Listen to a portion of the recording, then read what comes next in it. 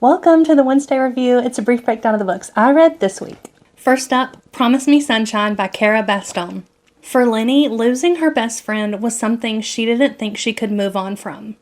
Moving from one short-term nannying job to another, like a frazzled, sad Mary Poppins, she was literally surviving moment by moment, unable to move forward from being held down in a state of grief by her sorrow. Lucky for her, her new little girl has an uncle, Miles, who is well acquainted with grief. Miles is able to recognize Lenny's sorrow, meet her in it, and then guides her along the way out. It was not always fun or easy, but together they fight for the light. This was an arc, and it will be out next month. Next up, The Jewel of the Isle by Kerry. Emily Edwards is not very outdoorsy. In fact, she's very indoorsy.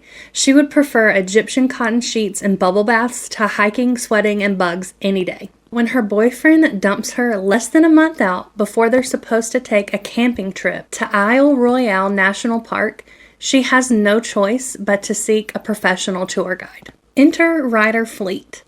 Except he's not actually a tour guide. He only does the marketing. His brother was the professional, but ever since his passing, Ryder is just kind of drifting through life with no real ambition. When opportunity knocks, he answers, even if he's just winging it. How hard could one simple camping trip be?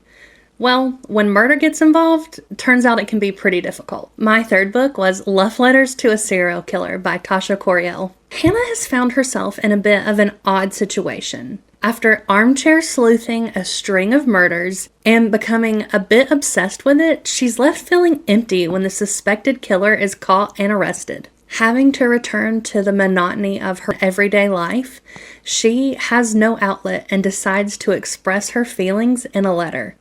But she chooses to write that letter to William, the suspected serial killer. While he's in jail, he writes her back, and then her obsession starts again.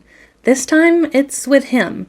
And then Hannah completely loses the plot. Hannah continues to write back and forth with William and eventually decides to go see him when he's on trial. And she continues to make one crazy decision after another. My fourth book was Hostilities by Katie Bailey. Olivia is a flight attendant who has just moved back to Atlanta to be closer to her only family, her brother. He just happens to play for Atlanta's hockey team, the Cyclones. One of his teammates she's known since they were kids, and he is her nemesis, Aaron Marino.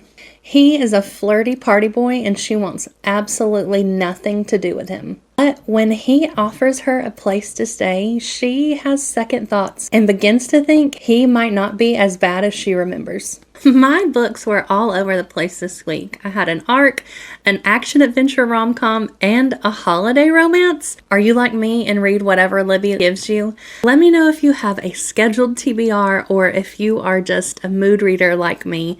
I would love to know what you've been reading, what you've gotten recently that was an unexpected joy, or what you have planned for your future reads so I can add it to my TBR too.